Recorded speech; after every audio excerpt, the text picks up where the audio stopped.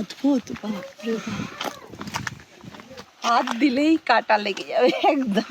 Morning friends, এখন আমরা যাচ্ছি কার্লসব্যাড ক্যাভার্নসে। এটা হচ্ছে সাউদার্ন নিউ মেক্সিকোতে ইন চিচুয়া ডেজার্ট।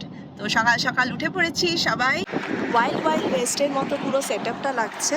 বাপরে, ভাবা যায় পোস্ট অফিসটা এরকম দেখতে। আর এই জায়গাটা হচ্ছে মেন এন্ট্রান্স অফ কার্লসব্যাড ক্যাভার্নস। আর এখানে একটা গিফট শপ দেখতে পেয়ে গেছি।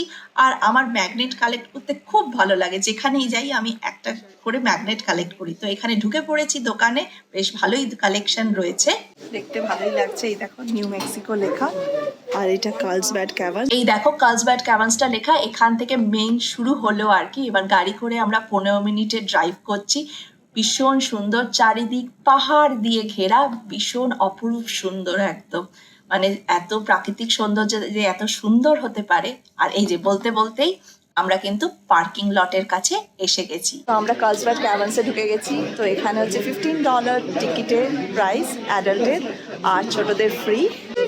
কার্লসব্যাড ক্যাভার্নস, ঠিক আছে। আমার আর স্প্রিংয়ে আসে, এখন এই ব্যাগগুলো নেই নিচে, হেঁটেও যাওয়া যায়, বাট আমরা এখন এলিভেটরেই নামবো, কারণ বাচ্চারা অত হাঁটতে পারবে না। হচ্ছে 3 আওয়ার্স লাগবে নিচে নামতে। আমরা ভাবছি এলিভেটরেই নামবো। 700, 725, 750, here we go। আর এটা হচ্ছে বিগ রুম ট্যুর। আর এই দেখো এইগুলো কি অসাধারণ, ক্যালসাইট জমে জমে ডিপোজিট হয়ে এরকম ফর্মেশন হয়েছে। আর এটা 750 ফিট নিচে এসে গেছি, আরো 1.5 mile we have to go down. চলো তাহলে। দেখো কেভের মধ্যে কিন্তু ছোট ছোট প্রচুর লাইট দিয়ে দিয়েছে, যাতে আমাদের হাঁটতে অসুবিধা না হয়। আর এই বিগ রুমটা largest accessible cave chamber in north আমেরিকার। আর প্রকৃতির কি খেলা দেখো, ন্যাচারালি সব হয়ে গেছে, আশা খুঁজে পাচ্ছি না, এত সুন্দর। আর এটা ক্যামেরাতে হয়তো তোমরা বুঝতেই পারছো না, আমি যখন সামনে দেখছি সেটার অনুভূতি মানে অনেক অনেক আলাদা। আর এগুলো দেখো শোডের মতো হয়ে গেছে, যদি এগুলো ভেঙে মাথায় পড়ে তাহলে গেল, শেষ। টেম্পল অফ দ্য সান বলছে এটাকে। বাচ্চাদের একটু অনেকটা হাঁটা হয়ে যায়, তাই এলিভেটরে আমরা নেমেছি। আর এই জায়গাটা একটু হাঁটতে হবে, তো এবার আমরা আরেকটু ঘুরে তারপর আমরা এলিভেটরে উঠে চলে যাই। আর কাজগুলো এত সূক্ষ্ম, যেন মনে হচ্ছে কেউ হাতে বানিয়েছে, মানে বোঝাই যাবে না যে ক্যালসাইট জমে জমে এগুলো যে হতে পারে। আর এই দেখো ঝাল লণ্ঠনটা, মনে হচ্ছে যেন সত্যিকারেরই ঝাল লণ্ঠন। আর এই দেখো চারিদিক দিয়ে এরকম রেলিং দেওয়া। তো আমরা কিন্তু এই রেলিং ধরে ধরে নামছিলাম, যেই জায়গাগুলো একটু স্টিফ ছিল।